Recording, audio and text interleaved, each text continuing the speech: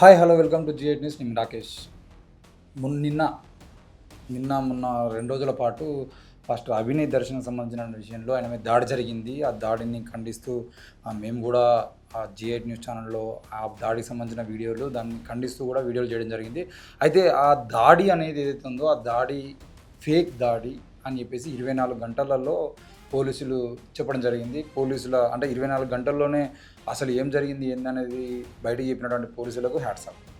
అయితే అభినయ్ దర్శనం సంబంధించినటువంటి విషయంలో పాస్టర్ ప్రవీణ్ మరణం తర్వాత ఈ అజయ్ బాబు కానీ పాస్టర్ అభినయ్ దర్శన్ కానీ ఇంకా చాలామంది పాస్టర్లు పాస్టర్ ప్రవీణ్ మరణాన్ని ఖండిస్తూ వాళ్ళు వేదికల మీద మాట్లాడినటువంటి మాటలు కానీ వాళ్ళు చేస్తున్నటువంటి కార్యక్రమాలు కానీ రెచ్చిపోయినటువంటి ప్రసంగాలు కానీ చాలా సందర్భాల్లో చాలామందిని ఆకట్టుకున్నాయి. ఈ ఆకట్టుకోవడం ఏదైతే ఉందో ఇదే ప్రమాదంగా మారుతూ ఉన్నది.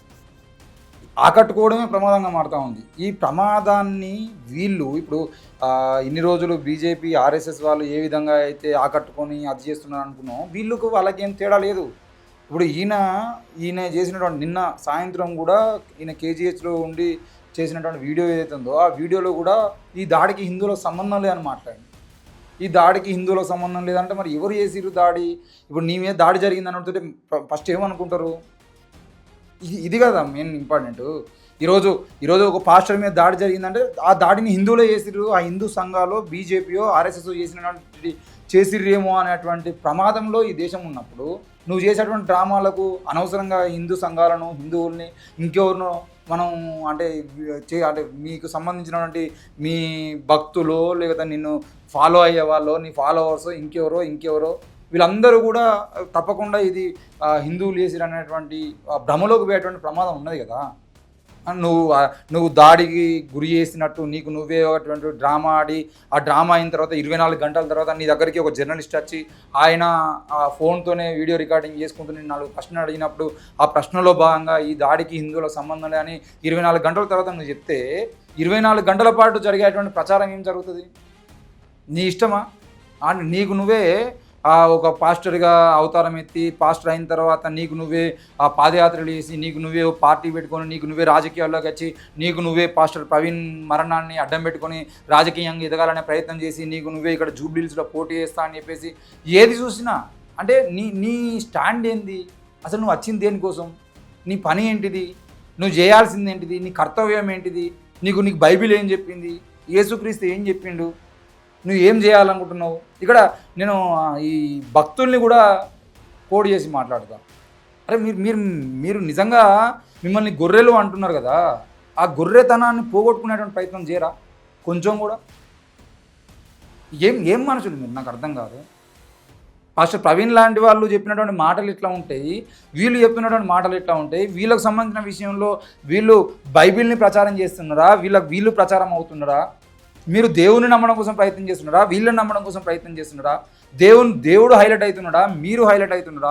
వ్యక్తిని హైలైట్ చేసుకోవడం కోసం వాడు చేసేటువంటి ప్రతి డ్రామాను నమ్మి వాళ్ళు వస్తున్నారంటే ఏదో మొత్తం ఆ పాడేరుకు సంబంధించినటువంటి అంటే అటాక్ ముందు జరిగినటువంటి వీడియోలు ఏమేమి ఉన్నాయని చెక్ చేస్తే మొత్తం ఇట్లా సాపలు పరుస్తూ ఉన్నారు.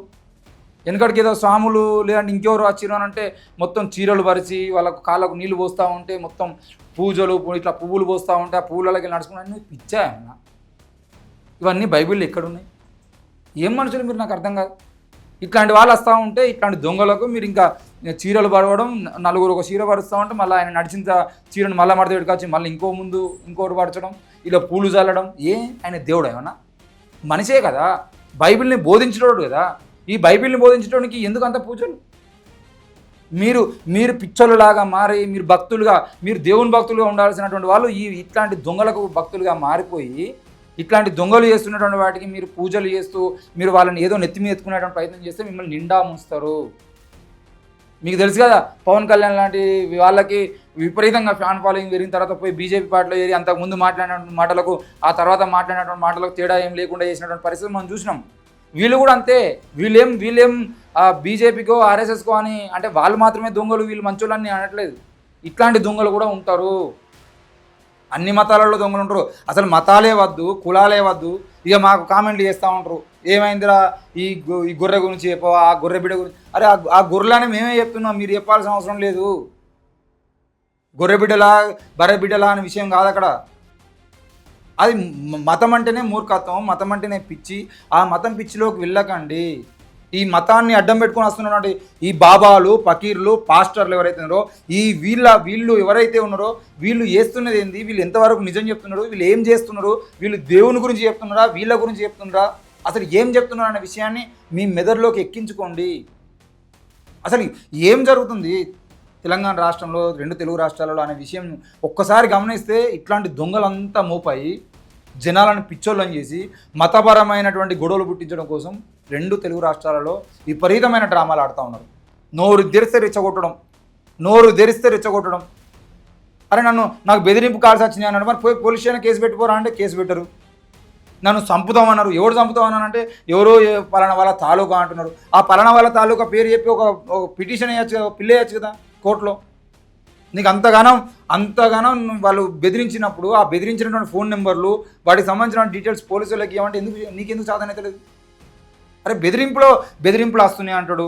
ఈయన అయిపోయిన తర్వాత నిన్న సాయంత్రం మొన్న మళ్ళీ అజయ్ బాబు కూడా నన్ను కూడా చంపుతామని బెదిరించారు, నాకు కూడా బెదిరింపు కాల్స్ ఎందుకు వస్తాయి భయ్ బెదిరింపు కాల్స్? నిజంగానే బెదిరింపు కాల్స్ వచ్చేది ఉంటే ఆ బెదిరింపు కాల్స్ మీద కేసు పెట్టండి కదా. నాకు కూడా ఫోన్లు చేస్తున్నారు, అరే ఎవడు ఏందిరా నువ్వు ఎందుకురా నీకు ఇవన్నీ అని చెప్పేసి ఇన్స్టాగ్రామ్లో చేస్తారు, ఫేస్బుక్లో చేస్తారు, ఇక యూట్యూబ్లో చేయరాదు కాబట్టి కామెంట్లు పెడతా ఉంటారు, నెంబర్ తీసుకొని నెంబర్లకు ఫోన్ చేస్తూ ఉంటారు. వాళ్ళ దేవుని గురించో లేదంటే వాళ్ళు నమ్ముకున్న నాయకుని గురించో మాట్లాడినప్పుడు ఏదో ఫోన్ చేసి వాళ్ళ కోపాన్ని వాళ్ళు చూపించడానికి ప్రయత్నం చేస్తారు. అది వేరు. నువ్వు ఎలా నిలబడుతున్నావు అనే దాని మీద నెక్స్ట్ స్టెప్ ఉంటుంది కదా.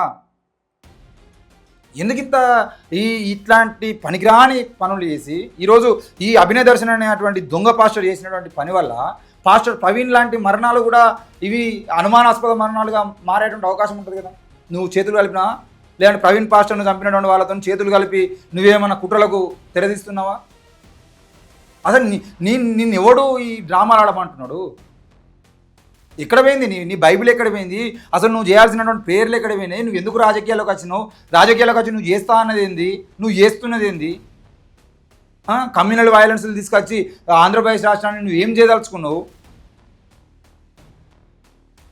ఓ రోజు బాక్స్ సైడ్ తవ్వకాల గురించి మాట్లాడుతారు, ఆ బాక్స్ సైడ్ తవ్వకాల కాడ కూడా ఈయనకు పూలు చల్లుతూ ఉంటారు. ఈ పూలు చల్లటోళ్ళ కనుక కొంచెం బుద్ధి ఉండాలి కదా. ఇట్లాంటి వ్యక్తి పూజలు బంద్ చేయాలరా బాబు అని చెప్తే, ఇట్లాంటి వ్యక్తి పూజలు ఎవరికైతే అధికమవుతూ ఉంటాయో వాళ్ళు తప్పకుండా మిమ్మల్ని బొందబెడతారు, మిమ్మల్ని నీళ్లు లేని బావిలో పడేస్తారు. యేసుక్రీస్తులాగా మిమ్మల్ని కాపాడడం కోసం వీళ్ళు రావట్లేదు. వీళ్ళను కాపాడుకోవడం కోసం, వీళ్ళ ఆస్తుల్ని కాపాడుకోవడం కోసం, 4 రాళ్ళు ఎన్కేసుకోవడం కోసం, భక్తి పేరుతోని వీళ్ళు ద్రోహం చేయడం కోసం, బైబిల్ని అడ్డం పెట్టుకొని డ్రామాలు ఆడటం కోసం. వీళ్ళకి ఏ మహిమలు ఉండవు. వీళ్ళని తాకుతానో, వీళ్ళతో ఫోటో దిగుతానో, వీళ్ళతో ఇంకేదో చేస్తానో, వీళ్ళు ప్రేయర్ చేస్తానో వచ్చేది ఏం ఉండదు. నిజంగానే మీకు దేవుడు అంటే నమ్మకం ఉంటే దేవుని నమ్మకోరు పోయి ఈ దేవుని పేరుతో వస్తున్నటువంటి ఈ దొంగలు ఎందుకు నమ్ముతా ఉన్నారు? ఇప్పుడు మీ దేవునికి మీరు మొక్కితే దేవుడు వినడా? నీ ఇంట్లో కూర్చొని అయ్యో దేవుడు అంటే దేవునికి పట్టింపు లేదా? నువ్వు పోయి బైబిల్ దగ్గరకు పట్టుకొని పోయి చర్చికి పోయి చర్చిలో కూర్చొని ఆయన ప్రేయర్ చేసినప్పుడు ఆమెను అన్నప్పుడే నువ్వు ఆమెనంటేనే దేవుడు వింటాడా? ఈ మధ్యలో బ్రోకర్ ఎందుకు? ఈ దేవునికి నీకు మధ్యలో ఒకవేళ ఉన్నాడే అనుకో, ఆయన ప్రజల గురించి దేవుని గురించి బోధిస్తున్నాడా, లేకపోతే ఆయన గురించి ఆయన బోధించుకుంటున్నాడా? ఆయన హైలైట్ చేసుకుంటున్నాడా? మీ బతుకుల గురించి మాట్లాడుతున్నాడా? బైబిల్ గురించి మాట్లాడుతున్నాడా? బతుకు తెరువు గురించి మాట్లాడుతూ ఉన్నాడా? ఏం చేస్తున్నాడు అనే విషయాన్ని గమనించాలి కదా.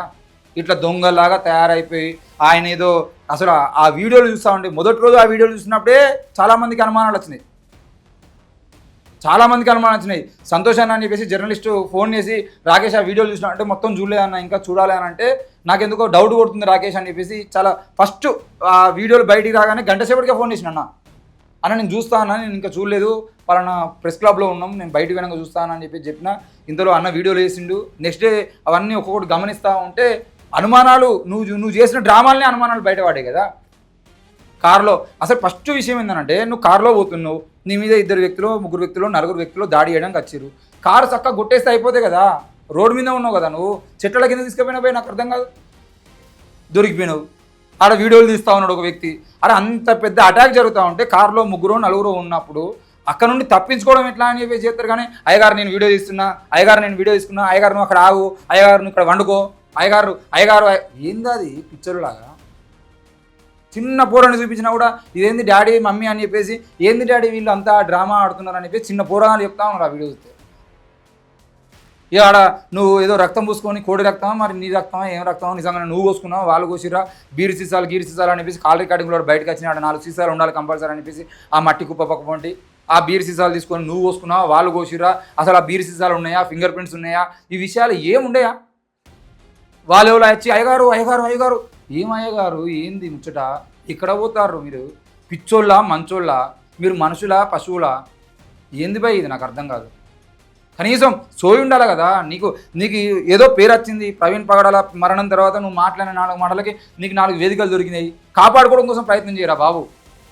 పనికి మాలిన చెత్త ఆలోచనలు పెట్టుకొని ఇంకేదో హైలైట్ కావాలని చెప్పేసి ఇంకేదో రీల్స్ డ్రామాలాగా నువ్వేదో కథలు పడేటువంటి ప్రయత్నం చేసేయంటే కుక్కను కొట్టినట్టు కొడతారు. నువ్వు ఈసారి బైబిల్ పట్టుకుని వచ్చినా కొడతారు భయ్ నిన్ను. నీలాంటి దొంగల వల్లనే అసలైనటువంటి క్రైస్తవులు ఎవరైతే ఉన్నారో వాళ్ళు దాడులకు గురి కావాల్సి వస్తూ ఉంది. ఈ రాధా మనోహర్ దాస్ లాంటి వాళ్ళకు నీ అసంటి వాళ్ళు దొరికితే చాలు ఇక వాళ్ళు వారం 10 రోజుల పాటు అది చేస్తారు. మొత్తం దొంగలంతా అన్ని మతాలలో మోపైపోయి ప్రజల్ని పిచ్చోళ్ళని చేస్తారు. మీరు మొత్తం రాజకీయం చేసుకుంటా వాళ్ళని రాజకీయ బిచ్చగాలని చేస్తూ ఉన్నారు. వాళ్ళ బతుకులు రోడ్డు మీద పడుతూ ఉంటే రోజు రోజుకు దేశం పరిస్థితి అధ్వానంగా మారుతూ ఉంటే దేశం గురించి లేదు, ప్రజల గురించి లేదు, పాలన గురించి లేదు, ఏమీ లేకుండా మీ బతుకులు బాగుపడడం కోసం ఏ డ్రామా ఆడితే ఆ డ్రామా ఆడేదంటే బిడ్డ ఖబర్దార్ చెప్తా ఉన్నాం. ఏ మత గురువు అయినా పర్లేదు మీరు మీ మతాలను అడ్డం పెట్టుకొని ప్రజల్ని పిచ్చోళ్ళని చేయాలన్నట్టు మాత్రం అది చెల్లదు. దయచేసి ఇట్లాంటి కథలు పడేటోళ్ళకు మేము పోలీసులను కూడా రిక్వెస్ట్ చేస్తా ఉన్నాం. అయ్యా ఆంధ్రప్రదేశ్ పోలీస్ గారు లేదంటే పవన్ కళ్యాణ్ గారు, చంద్రబాబు గారు, డీజీపీ గారు, నారా లోకేష్ గారు ఇట్లాంటి దొంగలకు ఒకసారి గట్టిగా శిక్షలు వేయండి. శిక్షలు వేసేది అంటే రెండోసారి ఇంకోడన్నా కథలు పడాలంటే వానికి ఉచ్చబడాలి. ఇవన్నీ ముచ్చట్లు ఒకడు చేసిండు అని చెప్పేసి మనం ఇంకోని బదనామా చేసేటువంటి ప్రయత్నం చేయకండి. దయచేసి కఠినమైనటువంటి చర్యలు తీసుకోండి. ఇంకొకసారి ఇట్లాంటి కథలు పడాలంటే ఏ ఒక్క పాస్టర్ కూడా చెమటలు గారేటట్టు చూసుకోండి. తప్పకుండా ఈ విషయంలో కూడా ఇంకా లోతైన విషయాలు తెలుసుకోవాలి. ఈరోజు ఈ డ్రామా ఈయన ఒక్కడే ఆడిండా, దేనికోసం ఈ డ్రామా ఇప్పుడే ఆడిండు, 2 తెలుగు రాష్ట్రాలలో ఏ వార్తల్ని మాయం చేయడం కోసం ఈయన తెర మీదకి రావడం కోసం ప్రయత్నం చేస్తూ ఉన్నాడు. కరెక్ట్ సమయంలో ఈ డ్రామా ఆడాల్సినటువంటి పరిస్థితి ఎందుకు వచ్చింది? వీటన్నిటి మీద పూర్తి స్థాయిలో ఈయనే ఉన్నాడా, ఈయన వెనకాల ఇంకేమైనా పాస్టర్లు ఉన్నారా, వేరే మతాలకు సంబంధించిన వాళ్ళు ఉన్నారా, ఈ మతం వాళ్ళు అందరూ కలిసి ఏదో కుట్ర చేయబోతున్నారా, ఇవన్నిటి మీద పూర్తి స్థాయి విచారణ చేసి ప్రతి ఒక్కరు ఇందులో ఈ కేసులో ఇన్వాల్వ్ అయిన ప్రతి ఒక్కరిని శిక్షించాలని చెప్పేసి మేము కోరుతా ఉన్నాం. మా G8 న్యూస్ కోరుతా ఉంది. ప్రజలు మాత్రమే ఇక్కడ ఫైనల్, ప్రజల క్షేమం మాత్రమే ఫైనల్. కాబట్టి ప్రజలను దృష్టిలో పెట్టుకొని ప్రజలను పిచ్చోళ్ళని చేస్తున్నటువంటి ఇట్లాంటి దొంగల్ని ఏరి పారేయాల్సినటువంటి అవసరం ఉన్నది. ఇది అన్ని మతాలకు సంబంధించినటువంటి విషయము.